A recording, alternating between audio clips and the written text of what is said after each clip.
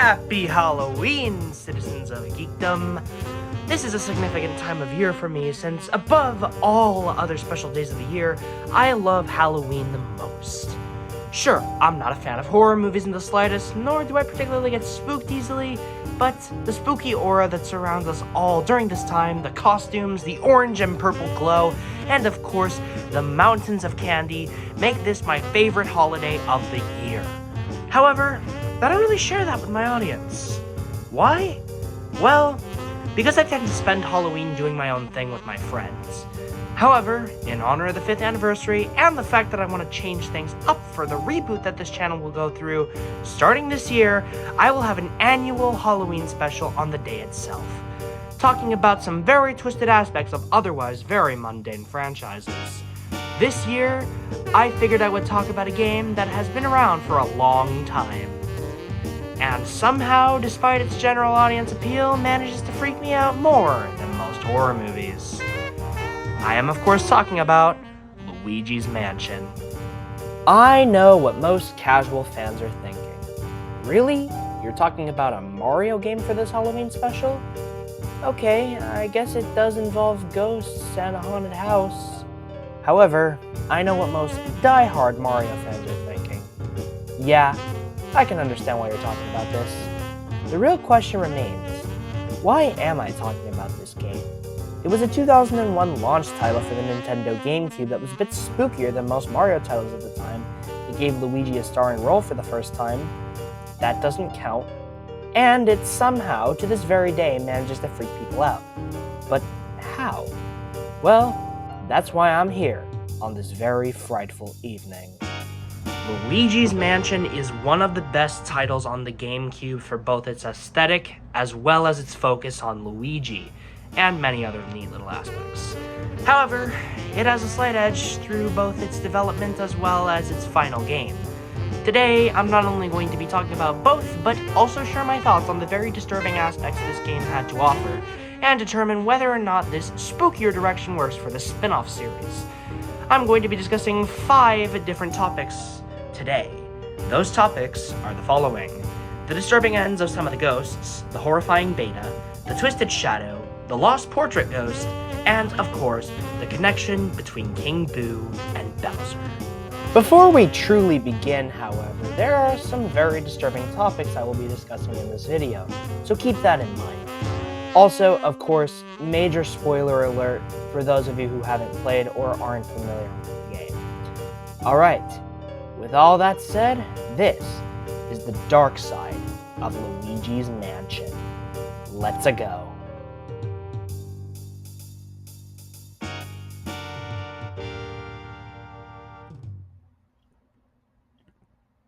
Now, the secondary antagonists of this game come in the form of the 23 portrait ghosts. I'm not going to go through all of them, but if you're a fan of this game, then I'm assuming you know who they are. What strikes me are some of the really disturbing implications that the game makes as to how these ghosts became, well, ghosts. Let's start with Chauncey, the boss ghost of Area 1, and the infant son of Neville and Lydia, the first portrait ghost in the game. Now, the official bio for the baby is that he was born a ghost. That can mean absolutely 1,000 things, but none of that has ever been explored. I have no idea if the developers had this in mind at all, but some theorize that Chauncey may have died in his mother's womb before his birth. That, or he was killed as the other portrait ghosts died.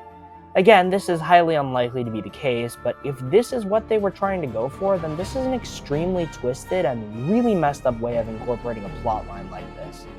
Of course, I'm assuming that the idea was that Neville and Lydia gave birth to him as a ghost, and they,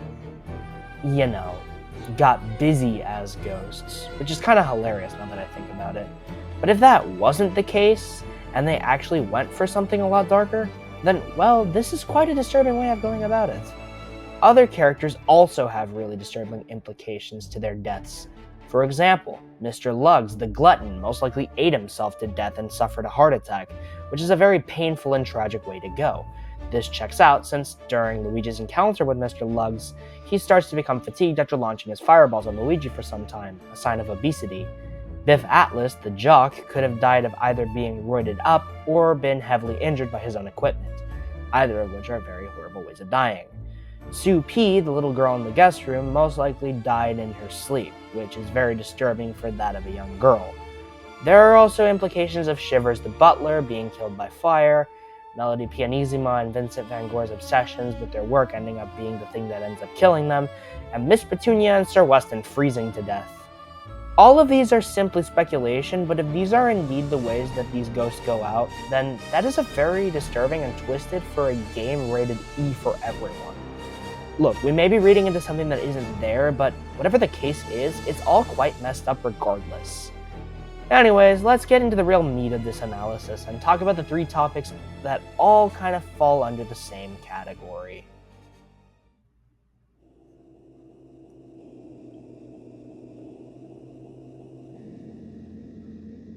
As it stands, the final version of Luigi's Mansion, released in both North America and the rest of the world, is a spooky game with a very lighthearted approach. However, that wasn't always the case. It's well documented all across the internet that the initial approach to Luigi's Mansion was a lot darker and far more twisted than the final version. I mean, going back to the initial E3 2001 beta trailer and even the Space World 2000 footage, you can tell that this game was supposed to be taken a lot more seriously. I know that this clip of Luigi really freaked me out when I was a lot younger. I don't know what it is, whether it be seeing one of my favorite characters of all time jump scare me, or the fact that he's so frightened and so desperate that he can't help but just scream. But to this day, it still kind of gives me chills. All that said, everyone seems to be laughing at the scene whenever I show it to them, but that's beside the point. The rest of the trailer shows what the game initially was going to look like. You can see that the mansion is completely shrouded in darkness, and the color scheme is very dull, where the final version has navy blues and lightning strikes to make it seem a little less dreary. The music too sounds very different. The original version of the theme is a couple of notes on a keyboard and a hip-hop drum beat, whereas the final version is a more orchestrated version with cellos and other instruments added in for good measure. Oh, and Luigi's humming also makes it slightly less scary at the same time. The rest of the trailer features this very eerie and really nail-biting music, as well as ghosts who make completely different and somewhat frightening sounds. The final game's ghosts were distinctly cartoony and had sounds to accompany that, but the beta version only has the cartoon design somewhat more than the final version. Finally, for the last bit of discussion on the beta, there is a clock displayed on the Game Boy Horror on the bottom right hand of the screen. This has been widely speculated to be the timer the player had to rescue Mario in this version of the game. Of course, the final version has the money counter displayed on the Game Boy Horror, as well as the Boo radar, so that aspect of the game was completely removed. However, were it not, and players weren't able to rescue Mario before the timer ran out, they'd be greeted with a screen showing a very ghastly Luigi in front of the mansion, which terrified a lot of people and still does to this very day. I'd argue it's more sad than truly frightening, but considering the rest of the trailer gives off a really scary vibe, I'll just lump it in with the rest of the fear factor. Now, believe it or not, there is believed to be some allusions to this darker version of the game, which has been proven false thanks to the 3DS remake from 2018, but I feel as if it is important to talk about for this video, and that is...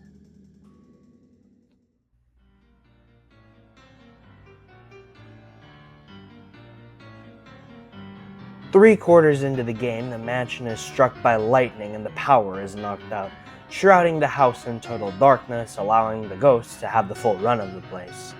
Proceeding back into the hallways, specifically the Area 4 hallway, you'll hear a phone ringing from the eponymous telephone room.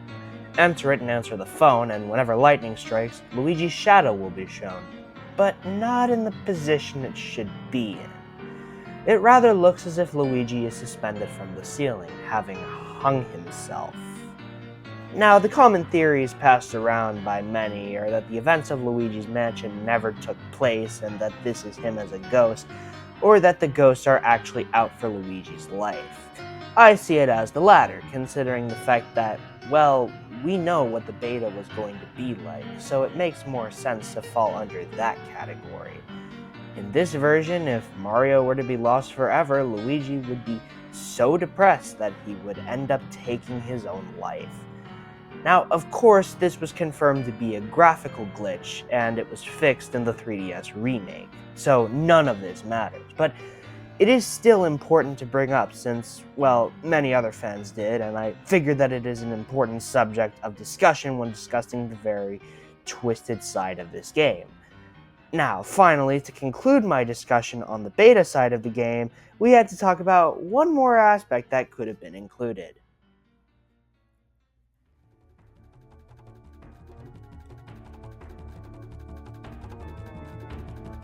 Now, some beta footage showcases a chef ghost scene in the kitchen, but I'm not here to talk about him. Rather, I'm here to talk about the rumored portrait ghost of the Safari Room. A Nintendo Power magazine released around the time of the game's launch had a little section when discussing the Safari Room, which talks about the ghost of a hunter that wants to mount Luigi's head on a wall as a trophy.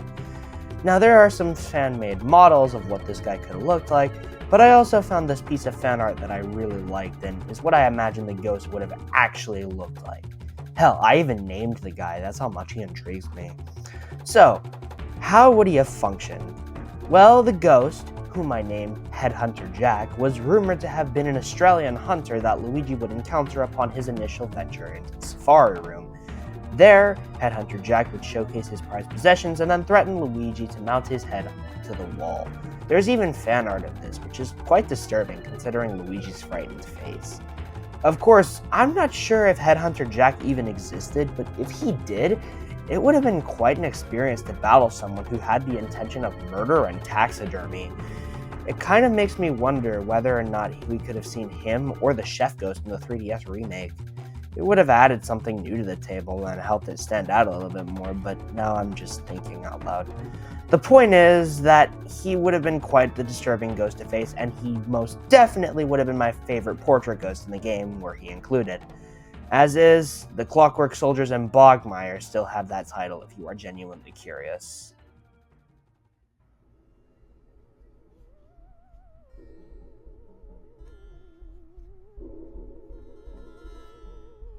Alright, so this is the first fan theory about Luigi's Mansion I discovered, and I discovered it a little over 10 years ago at this point. The original version of the theory is fully available to read online, and will be in this video's description. This is just my perspective on it. So Bowser. I don't think I need to give him an introduction, just know that I love the guy. He dies a lot. He's faced quite a few gruesome deaths over the course of his long career as Mario's arch-nemesis. The one we're focusing on today is his pretty cryptic end during the finale of the original Paper Mario on the N64. The final battle takes place on his floating fortress, and once he loses the power of the Star Rod, the platform begins to crumble in on itself. Bowser and Kamikoopa are nearly about to escape, before, all of a sudden, the thing erupts into a ball of fire, sending the Koopa King and his minion plummeting thousands of feet to the ground from above the clouds. If the explosion didn't kill them, I have no idea why the fall wouldn't. Even at the end, there's a sign that reads that Bowser was badly beaten and will likely never return. Obviously, since he's an iconic villain, he's returned several times since, but that's not the point. The point is that his demise in this game was quite brutal. Somehow, someway, Luigi's Mansion does follow up on this more than a couple of times. In the game, you are tasked with collecting 5 of Mario's lost items, which are found across the mansion, and details of what happened to our favorite hero of the Mushroom Kingdom. Link in the description as to what happened in regards to theories. After collecting all 5 items, you show them to Madame Clairvoyant, the portrait ghost of the fortune teller's room. Showing her each object leads to her giving a bit of information on what happened to Mario. Upon giving her the 5th and final object, she finally reveals a dark and twisted secret about what's going on in the mansion. She says the following. What is this? Bowser. How can this be? I see the hideous form of Bowser. Is Bowser somewhere in this mansion? I cannot believe it. And yet I see it. I thought that Mario had soundly defeated Bowser. Has King Boo somehow revived Bowser? This could be horrible. Well, for you. Alright, we have a few things to talk about here, so let's do it now. Mario had soundly defeated Bowser. None of the games show Bowser outright dead after some elaborate death scene, such as in the first Mario Galaxy where he's standing on a dying star that becomes a supernova.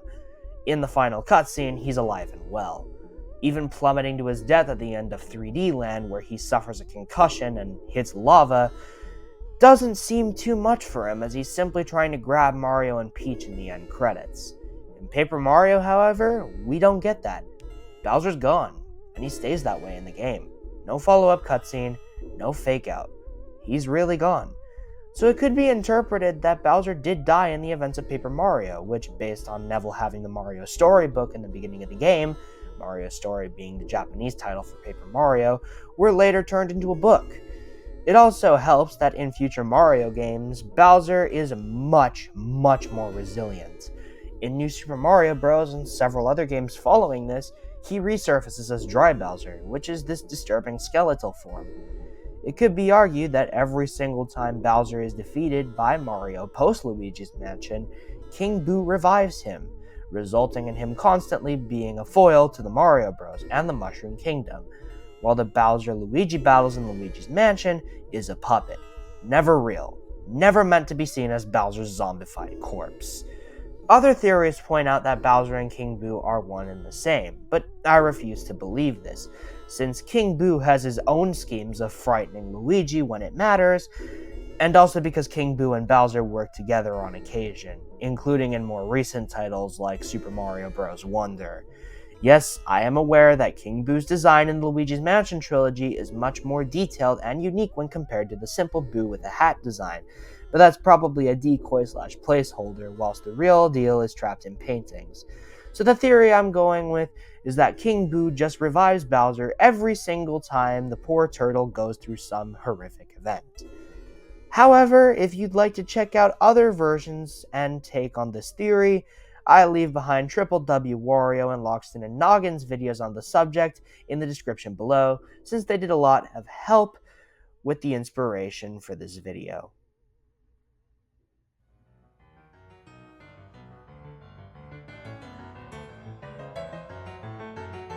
So these 5 aspects I just discussed at length are what make an admittedly very spooky, yet still clearly lighthearted experience much more twisted and interesting for adult fans like myself. I don't know, I just like looking into aspects that may or may not be there when it comes to video games like this. I certainly hope you enjoyed this little retrospective and my takes on most of these theories. Please let me know what you thought about my thoughts, and feel free to share yours below. Until then, I've been me, and you've been you, and I hope you all have a nice Halloween. Don't eat too much candy. No need to be resurrected by Boo.